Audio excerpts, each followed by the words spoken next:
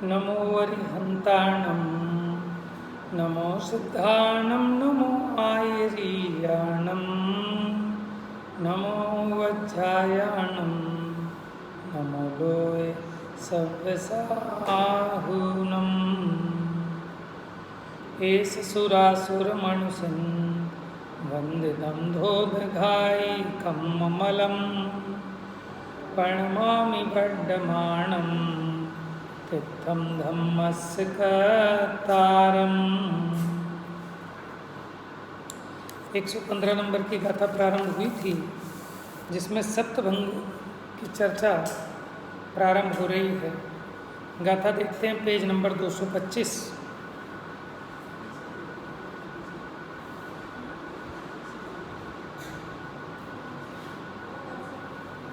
ठीक है मिस्टर, आती है, इसकी आती है।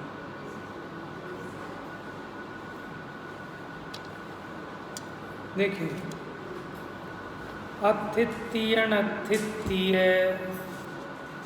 गाथा देखो, पेज नंबर 225। अथित्यण अथित्य हवदि अवत्तवमिति पुणोदव्वम्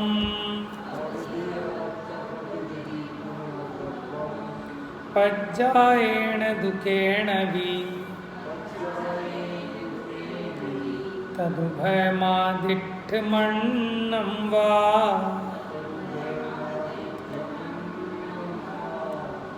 तो कह रहे हैं अथित्यण अथित्य। अथि माने अस्थि है, नथि माने नास्ति है, अवत्तम अव्यक्त है। तीन बातें आ गई, अस्थि, नास्ति और अव्यक्त। पुणोदव्वम द्रव्य, पज्जायेण दुखेण भी, कि किसी पर्याय से माने किसी अपेक्षा से द्रव्य अस्थि है, किसी अपेक्षा से नास्ति है, लेकिन उसका स्वरूप इतना अनंत धर्मात्मक है कि आप कहें तो हम सब धर्मों को एक साथ कह दें तो अवक्तव्य है। ठीक है, अब इन तीन से रिलेटेड 7 भंग बनते हैं। एक देखो, अस्थि नास्ति अवक्तव्य, इनके सिंगल सिंगल बनाए तो 3 हो गए, अस्थि नास्ति अवक्तव्य।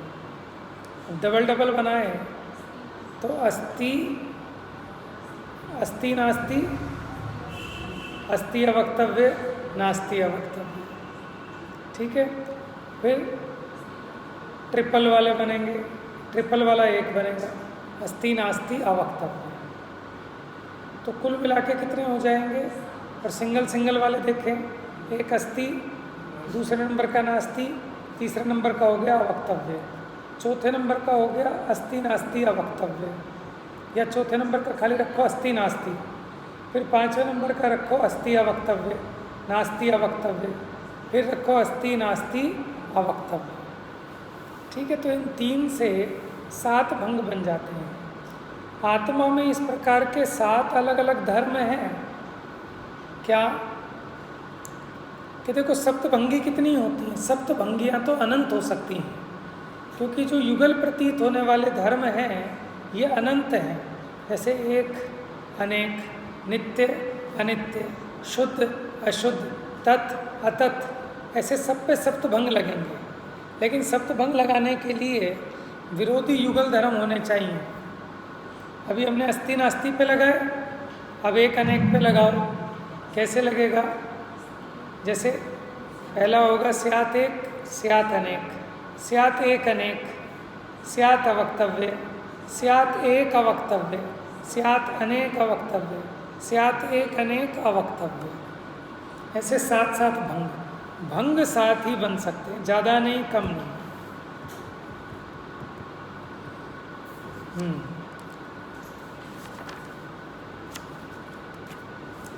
तो सप्तभंग से क्या होता है कि जो 2 धर्म युगल में विरोधीपना प्रतीत हो रहा था, वो विरोध दूर होता है। कि जैसे हमने कहा अस्थि, कि हमने कहा स्यात् अस्थि, जैसे हमने कहा स्यात् घट अस्थि, कि घड़ा है।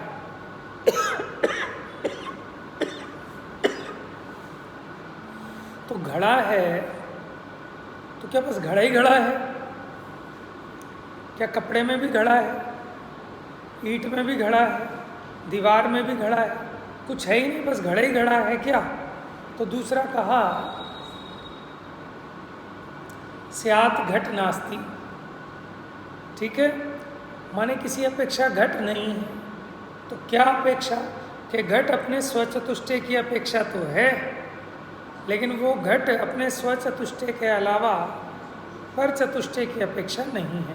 तभी तो घट की सत्ता सिद्ध होगी, क्योंकि घट घटपने भी हो, घट पटपने भी हो, तो फिर कुछ बचेगा ही नहीं।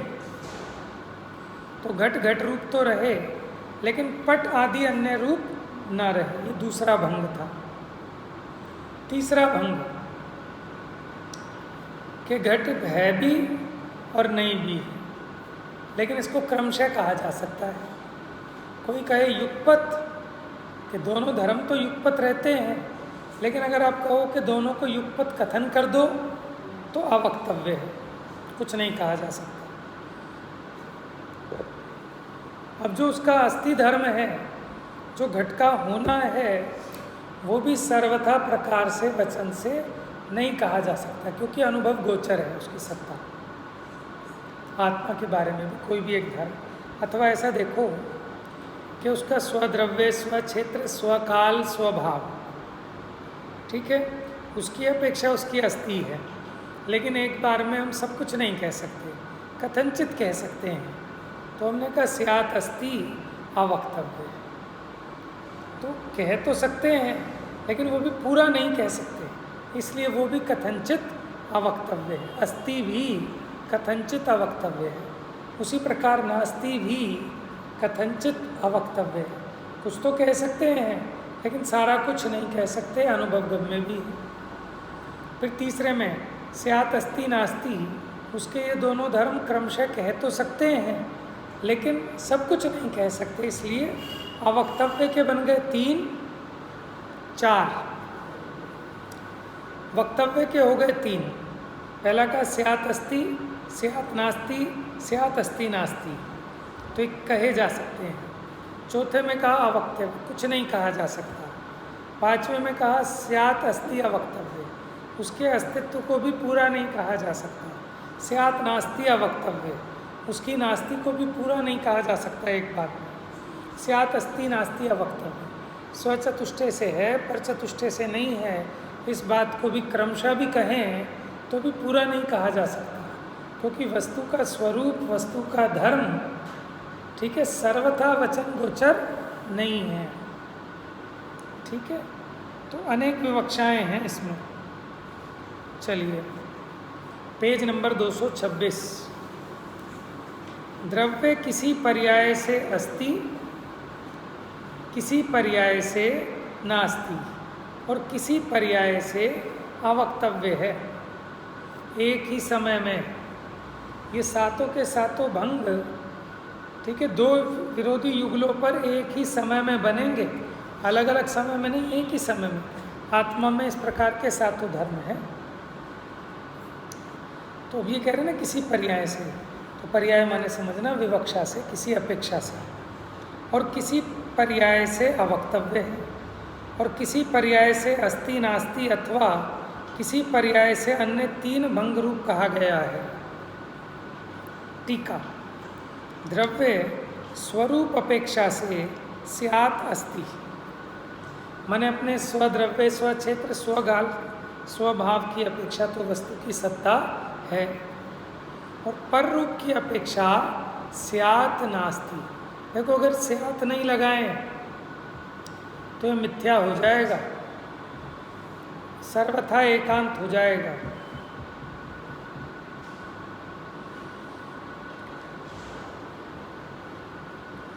देखो, यहाँ अपेक्षा खोल दे तो वो नए सप्तभंगी है। अपेक्षा नहीं खोलते और खाली ऐसा कहते स्यात् अस्ति, स्यात् नास्ति, तो प्रमाण सप्तभंगी होती। अथवा हम ऐसा कहते वस्तु अस्ति भी है, ठीक है, तो भी वो प्रमाण सप्तभंगी होती।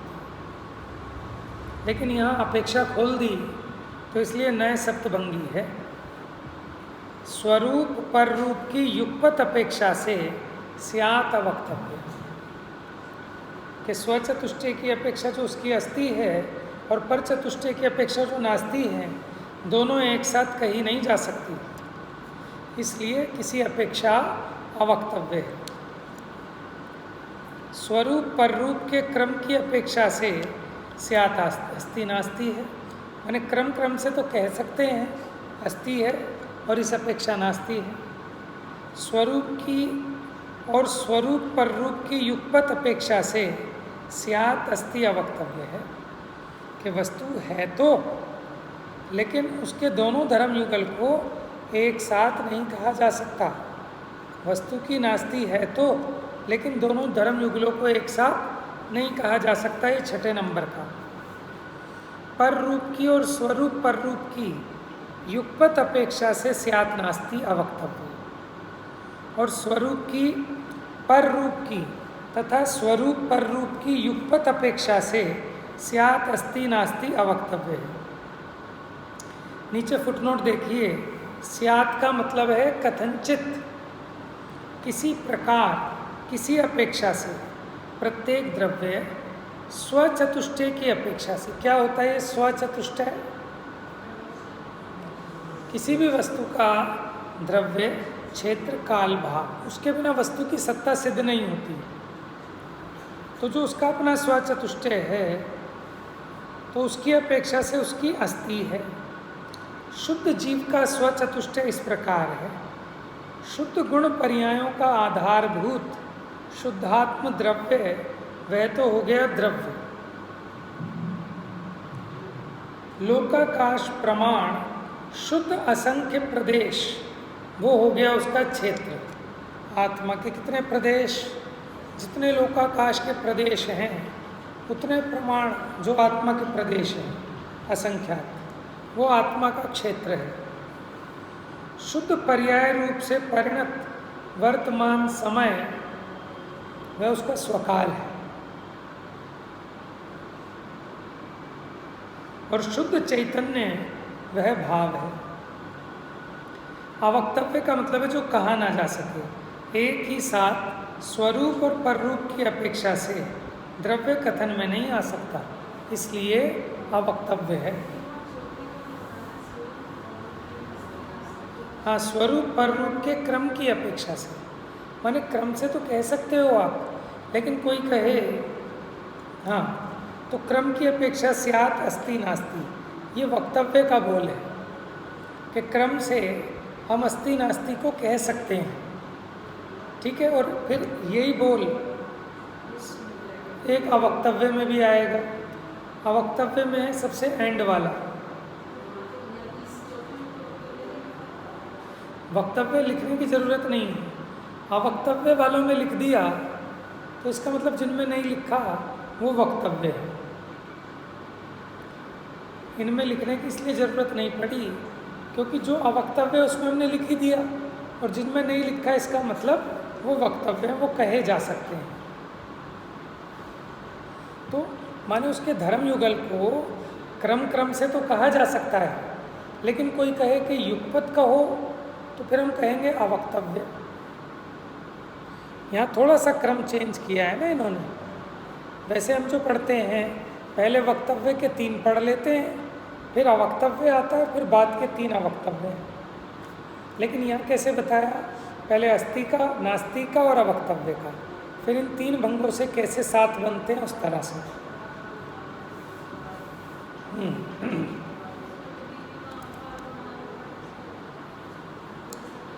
हाँ, जैसे आम की मिठास कही जा सकती है, ठीक है, लेकिन सर्वथा नहीं कही जा सकती। तो स्यात् माने उसकी जो मिठास है तो, लेकिन वो सर्वथा वक्तव्य नहीं है, इसलिए वह कहा अवक्तव्य है। अनुभव गोचर है।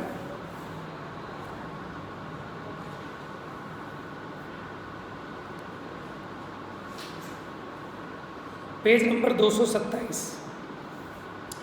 द्रव्य का कथन करने में जो स्वरूप से सत है, स्वरूप माने अपने स्वचतुष्टय की अपेक्षा जिसकी सत्ता है। देखो जगत में इन सभी वस्तुओं की सत्ता तभी सिद्ध होती है कि अपने रूप से तो रहें और पर रूप से ना रहें। मान लो अपने रूप भी रहें और पर रूप भी रहें, तो फिर जगत के किसी भी पदार्थ की सत्ता सिद्ध नहीं होगी, क्योंकि वो भी अपने रूप भी रहे पर रूप भी रहे, ऐसा नहीं हो सकता। जो पर रूप से असत है, नंबर 3, जिसका स्वरूप और पर रूप से युगपत कथन अशक्य है। एक साथ कथन नहीं कर सकते। ज्ञान में जानी तो जा सकती हैं, लेकिन वाणी में दोनों धर्म युगल एक साथ नहीं कहे जा सकते। ये वाणी की कमजोरी है। और उसमें भी ऐसा स्वरूप है, धर्म युगल में एक ऐसा धर्म है जो स्वरूप से और स्वरूप पर रूप से युगपत सत और अवक्तव्य है। स्वरूप से तो सत है, लेकिन आप कहो कि दोनों धर्म युगल को एक साथ कहो तो सत होते हुए भी अवक्तव्य है, अथवा कि जो उसका सतपना है वो भी कथनचित कहा जा सकता है, कथनचित अवक्तव्य है। जो स्वरूप से पर रूप और स्वरूप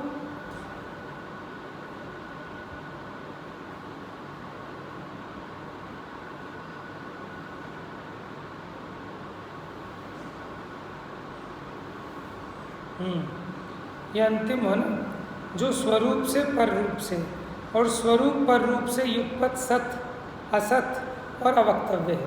यानी होता ना स्यात् अस्ति नास्ति, लेकिन अवक्तव्य आ गया।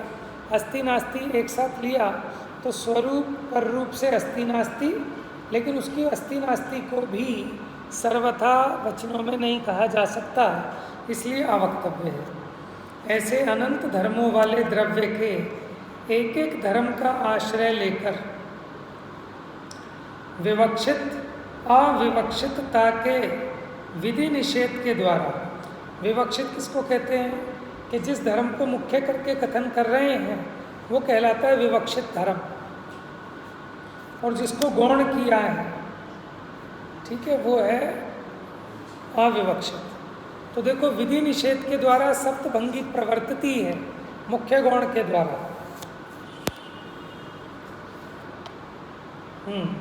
तो अनंत धर्मों वाले द्रव्य के एक एक धर्म का आश्रय लेकर विवक्षित अविवक्षितता के विधि निषेध के द्वारा प्रकट होने वाली सप्तभंगी सतत सम्यकतया उच्चारित करने पर स्यात्कार रूपी अमोघ मंत्र पद के द्वारा एव कार में रहने वाले समस्त विरोध विष के मोह को दूर करती है। माने जो विरोध का जहर दिखाई देता था, तो इस स्यात् पद के द्वारा एव माने होता है ही, तो ऐसा लगता था जैसे एकांत हो जाएगा। तो जो हमारे यहाँ नए हैं ना, वो एकांत रूप तो हैं, लेकिन मिथ्या एकांत नहीं है। तो एव माने ही लगाने पर भी ही में रहने वाला जो जहर है उसको विरोध विष के मोह को दूर करती है। विरोध विष है नहीं, लेकिन हमें लगता था, तो उस मोह को मिटाती है। माने हमें क्या लगता था कि वस्तु सत्य भी असत्य भी, एक भी अनेक भी युगपत कैसे हो सकती हैं, इसमें विरोध भाषित होता था। तो उस विरोध को, माने उसमें विरोध नहीं था, हमारी बुद्धि में जो विरोध भाषित हो रहा था, हमारी बुद्धि के अज्ञान को दूर करती है सप्तभंगी। अब जिसका निर्धार करना है, निर्धार माने निर्णय, जिसका निर्णय करना है, इसलिए जिसे उदाहरण बनाया गया है, ऐसे जीव की मनुष्य आदि पर्यायें क्रिया का फल हैं, इसलिए उनका अन्यत्व प्रकाशित करते हैं। माने वे पर्यायें बदलती रहती हैं, ये बताते हैं।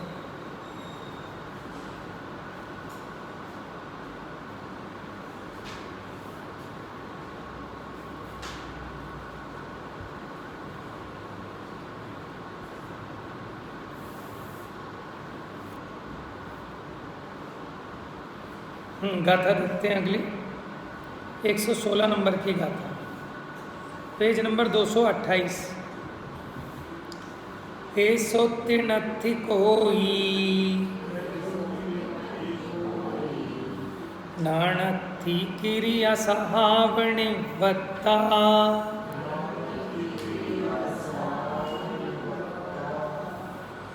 किरिया ही नथि अफला धम्मो जदि निफलो परमो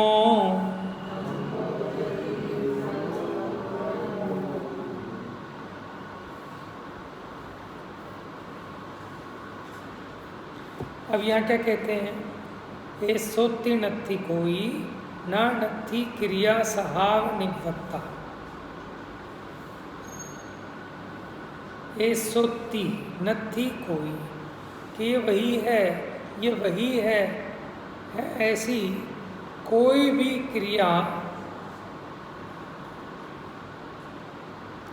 माने मनुष्य आदि पर्यायों में ऐसी कोई भी पर्याय नहीं है कि जो आप ये कह सको कि ये वही है, ये वही। तो चार गतियों में परिभ्रमण होता है, क्योंकि ऐसा क्यों है? सहाव निवत्ता, क्योंकि उसकी जो क्रिया है वो स्वभाव से उत्पन्न नहीं है।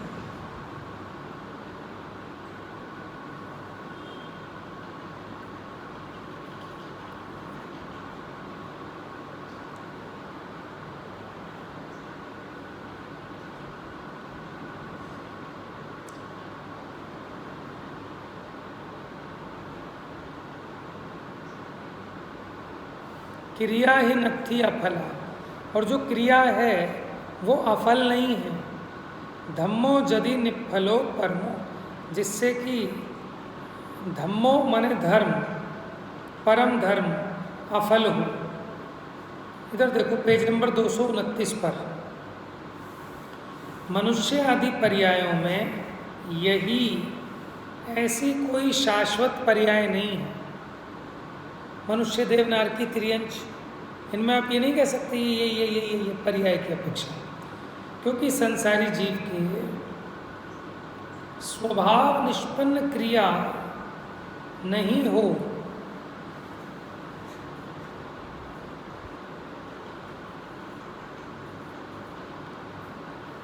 सो बात नहीं है।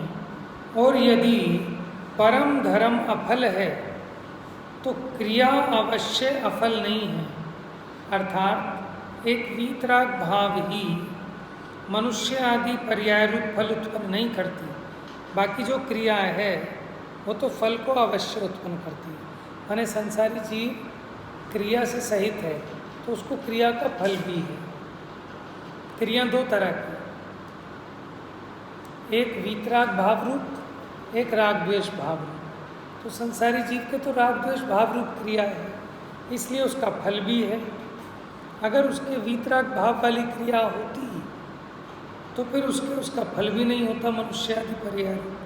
टीका में समझते हैं, यहाँ इस विश्व में अनादि कर्म पुद्गल की उपाधि के सद्भाव के आश्रय से जिसके प्रतिक्षण विवर्तन होता रहता है, ऐसे संसारी जीव को क्रिया वास्तव में स्वभाव निष्पन्न ही है। स्वभाव का मतलब यहाँ स्वयं से ही हो रही है उसको क्रिया, क्योंकि जीव अनादि से ही कर्म पुद्गल की उपाधि सहित है, जिसके कारण जीव को प्रतिक्षण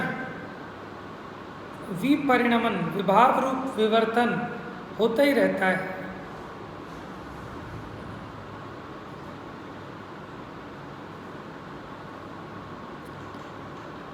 इसलिए उसके मनुष्य आदि पर्यायों में से कोई भी पर्याय यही है ऐसी टंकोत्कीर्ण नहीं है, क्योंकि वे पर्याय पूर्व पर्यायों के नाश में प्रवर्तमान क्रिया फल रूप होने से उत्तर पर्यायों के द्वारा नष्ट हो जाती हैं।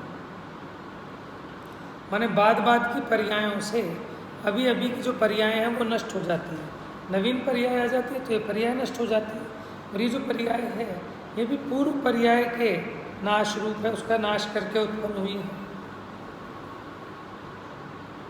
और क्रिया का फल तो मोह के साथ मिलन का नाश न हुआ होने से मानना चाहिए।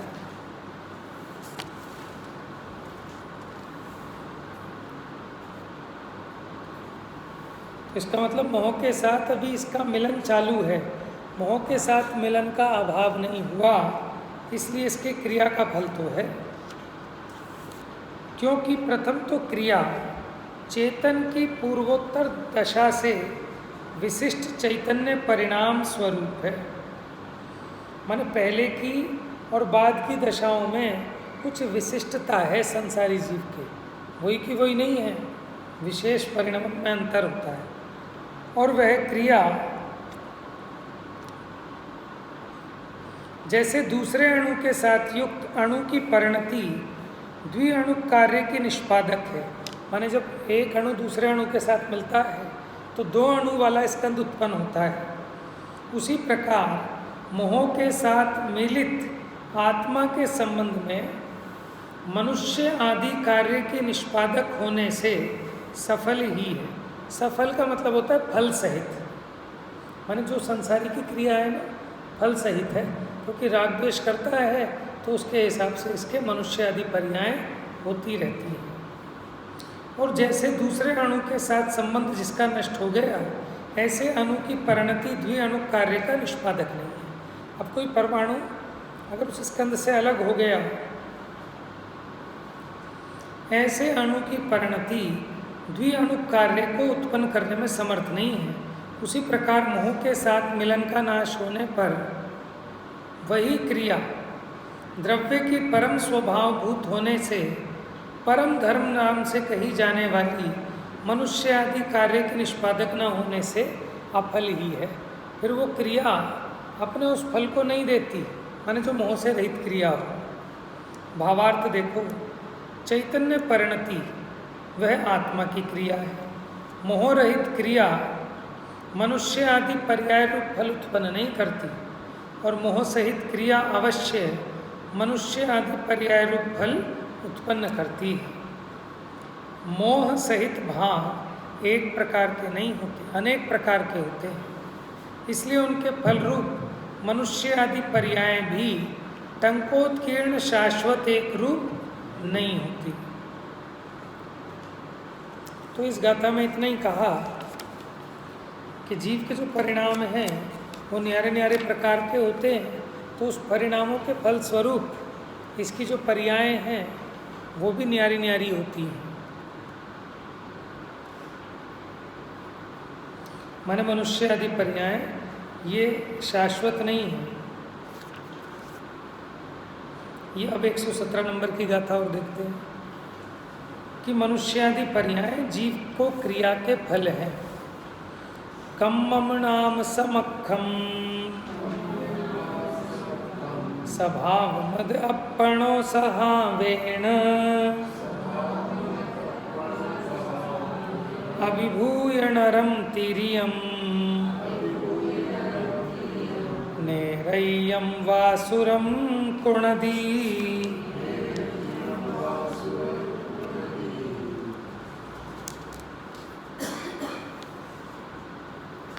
क्या कहते हैं? कम्मम नाम समुखम, माने नाम है, नाम जिसका ऐसा कर्म। बताओ ऐसा कर्म जिसका नाम नाम है। हाँ, नाम है जिसका नाम, उस कर्म का नाम नाम का, उस कर्म का नाम ही नाम है। तो नाम कर्म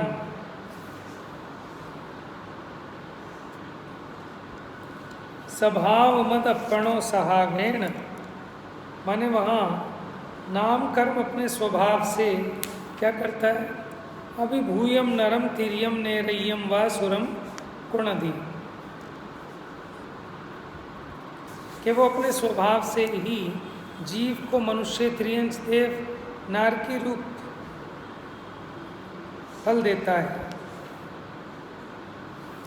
आइए 232 नंबर पेज, वहाँ नाम संज्ञा वाला कर्म अपने स्वभाव से जीव के स्वभाव का पराभव करके, तिरस्कार करके, प्रभावित करके मनुष्य, तिर्यंच, नारक अथवा देव करता है। किसको? जीव को। क्रिया वास्तव में आत्मा के द्वारा प्राप्य होने से कर्म है, क्योंकि क्रिया को प्राप्त किया जाता है तो इसलिए वो कर्म है। अर्थात आत्मा क्रिया को प्राप्त करता है, उस क्रिया को पहुंचता है, इसलिए वास्तव में क्रिया ही आत्मा का कर्म है। उसके निमित्त से परिणमन को प्राप्त होता हुआ उद्गल भी कर्म है, क्योंकि पहले तो जीव अपने में राग द्वेष रूप क्रिया को प्राप्त करता है, तो पहले यहाँ कर्म करता है जीव, तब वो पौद्गलिक कर्म भी होता है। उस पुद्गल कर्म की कार्यभूत मनुष्य आदि पर्याय मूल कारणभूत ऐसी जीव की क्रिया से प्रवर्तमान होने से क्रियाफल ही हैं। ये जो मनुष्य आदि पर्याय हुई, ये जीव के जो क्रिया थी मोह राग द्वेष उसका फल है, क्योंकि क्रिया के अभाव में उद्गलों को कर्म पने का अभाव होने से, माने अगर ये जीव मोह राग द्वेष क्रिया को न करे तो फिर कर्म भी नहीं बनेंगे और उसकी कार्यभूत मनुष्य आदि पर्याय भी नहीं होंगी। वहाँ वे मनुष्य आदि पर्याय कर्म के कार्य कैसे हैं? वे कर्म स्वभाव के द्वारा जीव के स्वभाव का पराभव करके की जाती हैं। इसलिए दीपक की भांति जैसे ज्योति के स्वभाव के द्वारा तेल के स्वभाव का पराभव करके किया जाने वाला दीपक ज्योति का कार्य है, उसी प्रकार कर्म स्वभाव के द्वारा जीव के स्वभाव का पराभव करके की जाने वाली मनुष्य आदि पर्याय कर्म के कार्य हैं। क्या कह रहे हैं? जैसे ज्योति के स्वभाव के द्वारा तेल के स्वभाव का पराभव करके, वो जो बाती होती है ना, क्या करती है? तेल का नाश करती है।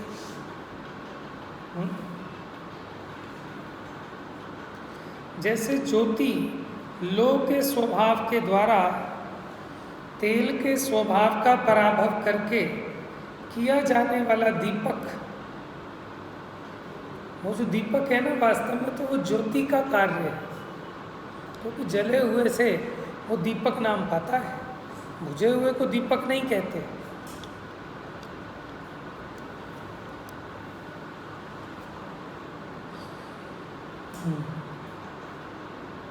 उसी प्रकार कर्म स्वभाव के द्वारा जीव के स्वभाव का पराभव करके की जाने वाली मनुष्य आदि पर्याय वो किसकी कार्य कही जाएंगी? क्योंकि जीव के स्वभाव का पराभव करके उत्पन्न हुई है कर्म के उपाधि से, तो कर्म का कार्य कहा।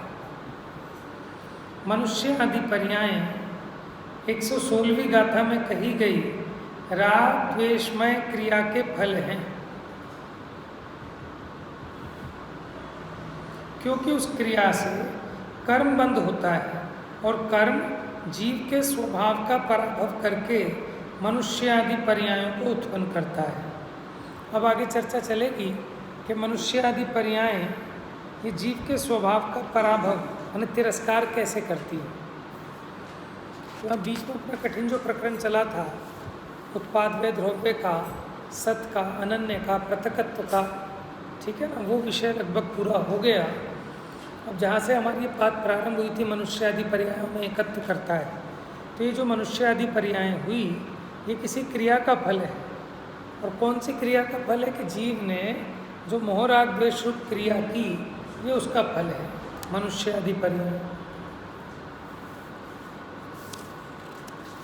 तो इस प्रकार 116, 117 नंबर की गाथा हुई और 115 नंबर की गाथा में हमने सप्तभंगों को थोड़ा सा देखा। अब कल से समय अगर हम 8 बजे का ही रखा है, 2 दिन हमने लेना है 26, 27, 28 तारीख से आपकी नए ज्ञान की कक्षा प्रारंभ है। डॉक्टर अशोक गोयल लेंगे 8 से 9:15, तो समय का ध्यान रखें।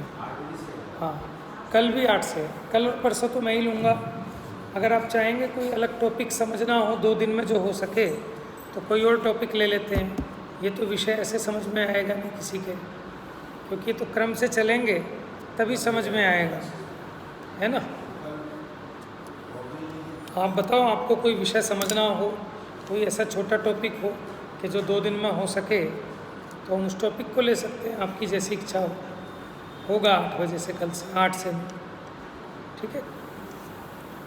जा वाणी के ज्ञान से